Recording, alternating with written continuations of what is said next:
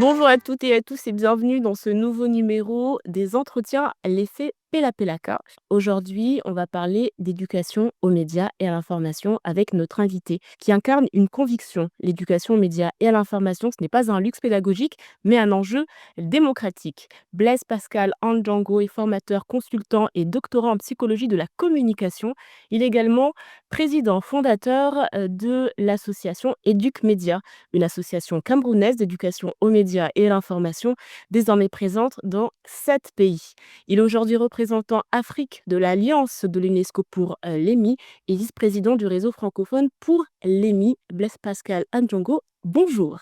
Bonjour, bonjour Abby et merci pour cette invitation. Merci d'avoir accepté d'être avec nous aujourd'hui. Est-ce que dans cette petite biographie concise qu'on a effectuée, on a oublié quelque chose? C'est vrai qu'il y a d'autres casquettes en termes d'organisation, de réseaux internationaux, mais je pense que la description, ça me va très bien. Comment ça a commencé, cette aventure? On rappelle, hein, à la base, vous êtes doctorant en psychologie de la communication. Qu'est-ce que vous faisiez avant et comment vous êtes retrouvé dans le bain de l'éducation aux médias et à l'information? C'est une histoire un peu, parfois j'en ris moi-même parce que je suis professeur d'éducation physique et sportive à la base. Voilà, et c'est au cours de ma formation d'un master en éducation physique et sportive que j'ai fait un travail de master sur la question de l'insatisfaction corporelle des dames qui préparaient ou alors qui font dans des sports virils. Et justement, parmi les variables, sur lesquelles je travaillais, il y avait la question des médias qui pourrait être l'un des facteurs qui pourrait, accentuer l'insatisfaction corporelle et lors des résultats, il s'est avéré que les médias avaient vraiment un gros impact sur l'insatisfaction corporelle des femmes, qui font des sports virils. En fait, c'est parti de là, 2014, où je me suis donc, inquiété un peu en quelque sorte de l'impact des médias sur, la vie quotidienne, sur l'insatisfaction, sur beaucoup de choses qu'on fait au quotidien. Et ayant moi-même déjà des petits-enfants en bas âge à ce moment-là, je me suis dit qu'il fallait faire quelque chose pour, sensibiliser la jeunesse pour que les médias et tout ce qu'on voit aujourd'hui en ligne, l'information qu'on a, ne puisse pas, n'est-ce pas, bouleverser notre rapport à la réalité. Donc je me suis lancé instinctivement grâce à ce mémoire que j'avais fait dans le cadre de ma formation de professeur de lycée d'éducation physique et sportive et c'est ce déclic-là qui m'a permis d'arriver jusqu'à ce que je suis aujourd'hui. Et ce que vous faites aujourd'hui, c'est énorme. Il y a 8 ans, vous avez fondé Éduc Média, une association ayant pour mission de sensibiliser, mais aussi de former les jeunes, les leaders et les professionnels. Comment cette association est née et qu'est-ce que vous faites concrètement? Oui, j'avais commencé déjà dans mon établissement, à sensibiliser les jeunes. J'ai créé une première association avec les jeunes de mon établissement, avec nos clubs journal où nous avons commencé à sensibiliser. J'amenais les jeunes à sensibiliser leurs pairs. Et je me suis dit: «Pourquoi ne pas étendre?» Et j'ai eu la chance au départ que j'avais toute ma promotion, d'enseignants qui étaient dans d'autres lycées à travers le pays et j'ai associé quelques-uns à partager cette vision avec moi et c'est comme ça que dans plusieurs établissements à travers, n'est-ce pas, les promotionnaires que j'avais, on a commencé à mener des activités de sensibilisation et il faut rappeler qu'à partir de 2015, il y a eu une très grosse montée de l'usage des réseaux sociaux au Cameroun, des grosses plateformes, mais également on a eu, deux grosses crises. En 2015, on avait déjà, la crise, au nord du Cameroun avec, la secte djihadiste Boko Haram qui intervenait et en 2016, on a eu, la sécession au niveau des parties du nord-ouest et du sud-ouest du Cameroun, où ces gros conflits ont accentué ce qu'on ne voyait pas avant, notamment la désinformation, le discours de haine, l'usage donc des réseaux sociaux pour manipuler l'opinion. En fait, c'est quelque chose qu'on découvrait et je me suis dit: «Pourquoi ne pas sensibiliser les jeunes déjà dans les salles de classe où j'exerçais?» Et c'est comme ça qu'à partir de 2017, j'ai décidé, après plusieurs activités de sensibilisation, j'ai décidé avec quelques amis de créer donc cette association, Association camerounaise d'éducation aux médias. On a un peu réfléchi sur le nom et j'ai dit Éduc Média comme ça. Et je me suis dit jusqu'à présent, c'est le nom que nous utilisons jusqu'à présent. Un éduc avec un K. On m'a toujours demandé pourquoi j'ai pas toujours trouvé la meilleure réponse pour pouvoir répondre à ça. Et alors, comment ça s'est passé justement ce déploiement autour, des autres pays? Est-ce que, c'est vous qui vous rendez sur place? Est-ce qu'il y a une demande? Est-ce que ce sont des partenariats? J'ai eu la chance très vite, à cause, n'est-ce pas, de ce besoin d'éduquer les jeunes aux médias et que notre projet, on avait déjà tellement une emprise au niveau des établissements que j'ai très vite été coopté par l'UNESCO pour pouvoir mener des actions de sensibilisation. Aussi parce que j'ai mené en dehors de ce master-là, j'ai fait un autre master en psychologie sociale de la communication et j'ai directement orienté mes recherches sur la question de l'éducation média, notamment la désinformation. Et je me suis retrouvé de formation, pas seulement au Cameroun, dans la majorité des pays dans lesquels nous sommes installés. C'est parce que j'y ai mené des actions, j'ai mené des formations, que ce soit avec l'UNESCO, que ce soit avec l'OIF ou avec d'autres partenaires. Et c'est après cela que nous avons pensé qu'on pouvait continuer le travail de sensibilisation et avoir des antennes dans ces pays. Justement au niveau de, ces, organisations mondiales, l'UNESCO, l'OIF, comment ces collaborations renforcent le travail, sur le terrain? Et comment vous arrivez justement à, on va dire, collaborer pour mettre en place des actions qui répondent aux réels besoins des territoires? Il faut que je reconnaisse que sans l'appui de ces organisations, nous ne serons pas où nous sommes, notamment l'UNESCO, le bureau UNESCO de Yaoundé, qui nous a permis véritablement de nous déployer. C'est à partir d'eux que nous avons commencé des consultations, non seulement au Cameroun, mais également dans d'autres pays, ce qui nous a donné beaucoup de crédibilité. Donc, vous voyez, ça nous permet d'être crédibles parce que étant seuls, et n'ayant pas nécessairement le soutien de nos autorités locales, parce que on a travaillé avec l'UNESCO, mais il n'y avait véritablement pas une reconnaissance au niveau des États dans lesquels on était. Donc, on travaillait beaucoup plus avec des acteurs de la société civile, on travaillait avec des jeunes leaders, voilà, mais sans véritable appui des autorités locales. Et c'est grâce donc à ces acteurs beaucoup plus internationaux, ces organisations internationales, que nous avons rencontré un soutien, mais pas seulement, on a rencontré de la visibilité. À l'UNESCO, c'est tout un réseau dans plusieurs pays, presque tous les pays du monde. Et du coup, on s'est retrouvé à être connus, pas seulement au Cameroun, en Europe, en Belgique, dans d'autres pays où nous avons été sollicités plus tard pour être aller parler de notre expérience, en Afrique et dans d'autres pays. Si on devait faire un bilan, des actions qui ont été menées, vous parliez au début, du fait que les politiques publiques finalement ne s'intéressaient pas trop à ce combat. Est-ce que la situation a changé? Est-ce que par rapport à toutes les actions que vous menez, on peut dire que, il y a, des résultats concrets? Vous êtes satisfait? Ah oui, je pense qu'il y a satisfaction. Je le dis au départ, il y avait vraiment une réticence, une incompréhension de la notion même d'éducation média. On ne savait pas de quoi il s'agissait.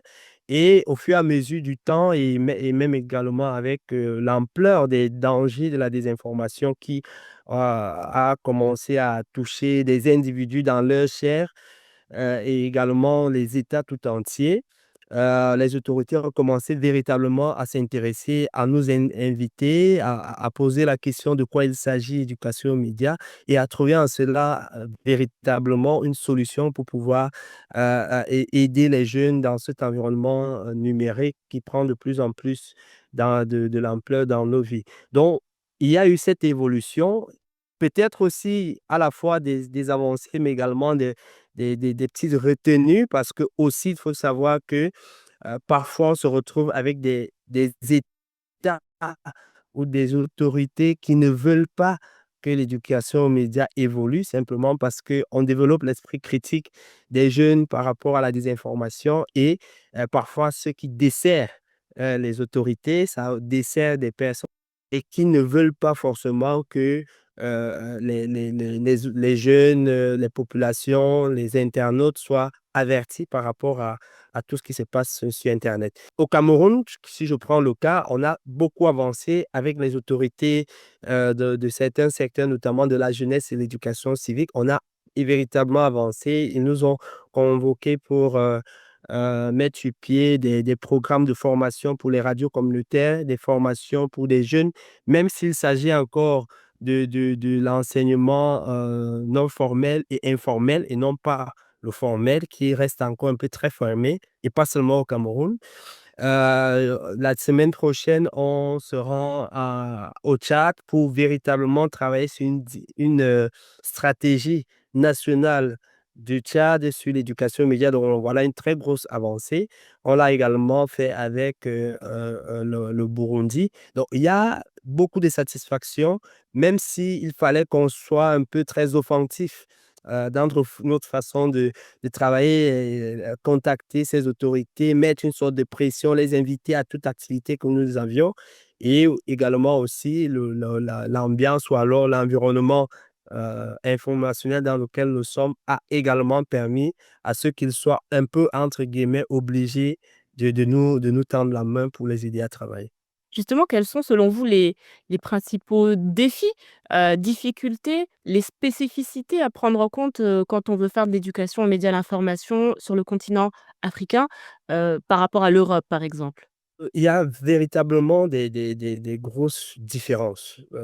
Nous sommes déjà dans un continent avec un taux d'alphabétisation qui est très bas, contrairement à ce qu'on a dans les pays européens. Mais également, on est véritablement confronté à une sorte de résistance, comme je disais tout à l'heure. Contrairement à certains pays européens, asiatiques, où je vois véritablement les autorités demander, vouloir savoir, mettre sur pied des politiques qui voudraient doter les citoyens de compétences numériques et informationnelles. Ce n'est pas toujours le cas chez nous parce qu'il y a parfois des résistances et également le problème d'infrastructure technologique, informationnelle. L'accès à l'information aussi est un très gros défi aujourd'hui qui fait en sorte que les gens n'ont pas la possibilité d'avoir accès à la chose la plus simple qui est l'information et qui ne leur permet pas de prendre très facilement les décisions lorsqu'on va aller faire un vote. Parfois, on ne connaît pas les informations sur le candidat et du coup, on est véritablement confronté à cela. Je pense que c'est ce qui fait en sorte qu'on peut dire qu'au niveau des pays africains, il y a une sorte de retard par rapport à ce qui se passe aujourd'hui avec les pays européens. Je pense qu'ailleurs, on est déjà sur des grosses problématiques liées à, à à l'intelligence artificielle. Les débats sont avancés avec les plateformes. Il n'y a pas pour l'instant le débat entre les pays africains et les plateformes parce qu'ils nous regardent un peu de très haut avec beaucoup de condescendants. Il n'y a pas de pression pour pouvoir dire à une plateforme comme TikTok ou à X de, de, de, de pouvoir réduire la désinformation. Il n'y a pas de contraintes comme par exemple on verrait avec l'Union européenne. Et du coup, on est désavantagé par rapport à ces pays européens. Comment on fait alors? Comment concrètement on essaye de lutter contre cette désinformation? Comment on essaye aussi, de sensibiliser les jeunes malgré le fait que, comme vous l'avez expliqué, certains pays sont plutôt réticents? Comment on fait aussi pour, se sécuriser dans ce climat qui parfois peut être, j'imagine, compliqué et tendu? La solution vient de plusieurs éléments qui doivent être combinés, à la fois les acteurs de la société civile comme nous, qui bataillons chaque jour pour une sorte de reconnaissance de la part des autorités, mais on ne peut véritablement pas avancer si les autorités eux-mêmes ne prennent pas en compte ces réalités-là, ces blocages-là qui sont de l'ordre des autorités et non pas de l'ordre de la société civile. S'il faut, par exemple, que des infrastructures téléphoniques, des infrastructures technologiques soient mises en place, c'est aux autorités de le faire. Nous, on est beaucoup plus dans le plaidoyer. On évolue très, très lentement dans ce combat, mais je pense que si nous le faisons, si les autorités le font, et les organisations internationales le font, je pense on évoluera. Mais je tiens quand même à rappeler ou à mentionner que les autorités essayent de comprendre, peut-être lentement en Afrique, de quoi il s'agit, quels sont les enjeux, mais il faut louer les efforts aujourd'hui des organisations telles que l'OIF, l'UNESCO, qui mettent depuis quelque temps seulement des gros budgets, par exemple, des grosses pressions aux autorités pour pouvoir implémenter l'éducation aux médias, que ce soit dans les politiques publiques, que ce soit de façon directe auprès des populations à travers des sensibilisations. Il y a énormément de choses qui sont faites. On a les Nations unies qui ont imposé en quelque sorte aussi que les pays puissent mettre sur pied des curricula. Donc, toutes ces pressions-là aujourd'hui euh, euh, font en sorte que euh, nos actions, les actions de la société civile, de la pression des organisations internationales et la prise de conscience, même si elle est lente, de nos autorités, ce n'est que ce cocktail-là qui peut faire en sorte qu'on puisse aboutir à quelque chose d'intéressant. Quels outils ou quelles sont les ressources pédagogiques que vous développez au sein d'EducMedia?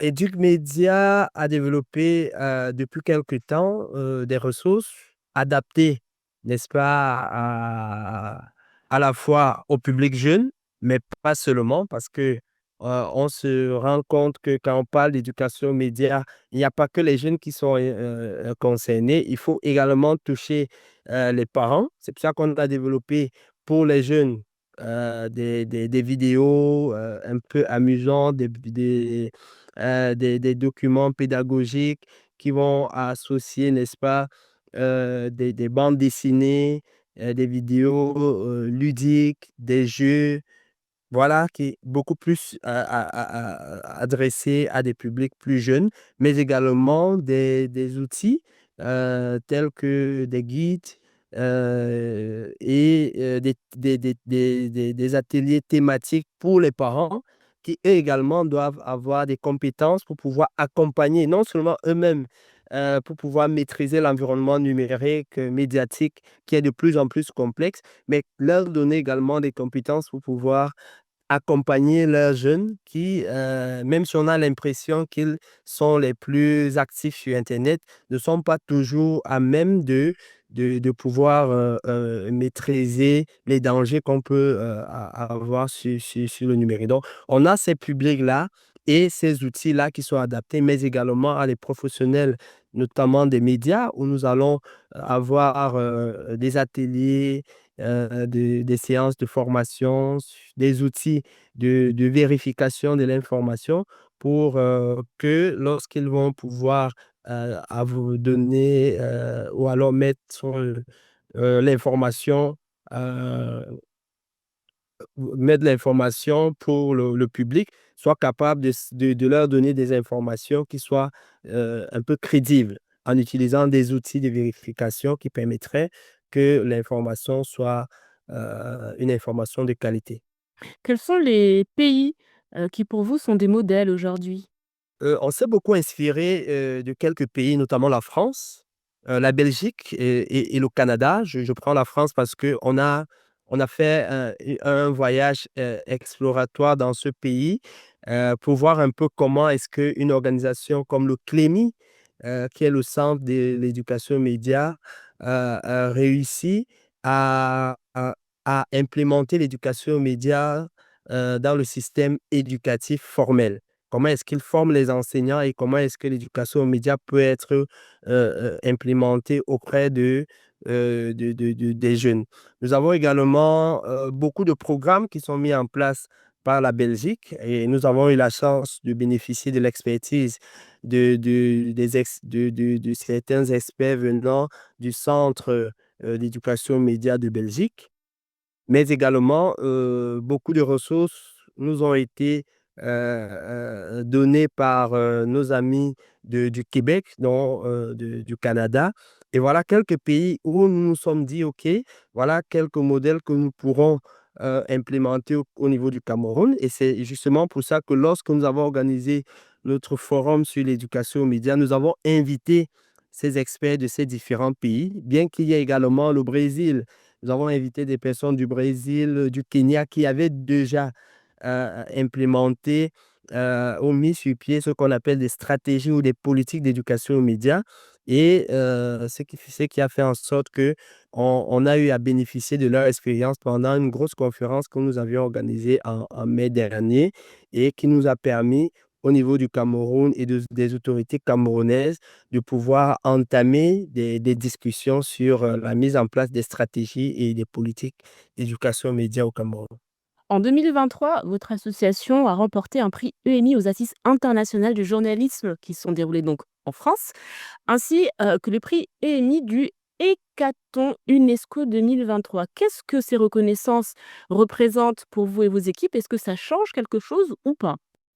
Ces 2 prix-là que nous avons reçus, à Tours pour le prix de journalisme, de Tours, mais également, à Paris pour, celui du hackathon EMI, nous permettent d'avoir de la visibilité. Parfois, il est difficile pour nous en tant qu'Africains de pouvoir intervenir, auprès des autorités, de pouvoir, faire partie des grosses décisions des politiques publiques. Mais lorsque nous avons ces prix, il est très facile pour nous de montrer que nous sommes des personnes qui pourraient, intervenir, de pouvoir, être, de pouvoir donner notre d'apporter notre voix, au niveau des autorités. Je pense que ces prix-là ont permis de valoriser notre présence, auprès des autorités. Ça, c'est des éléments vraiment assez pratiques de ces prix, mais également la présence ou alors le fait de participer non seulement à ces prix, mais également à d'autres conférences au niveau international, nous permet d'avoir, une reconnaissance internationale, d'avoir des autorités, des acteurs internationaux qui peuvent venir au Cameroun et apporter également leur expertise auprès d'autres, ce qui renforce, notre présence auprès des autorités de notre pays. C'est quoi la suite, pour cette fin d'année ou même pour le début d'année 2026 en termes d'événements?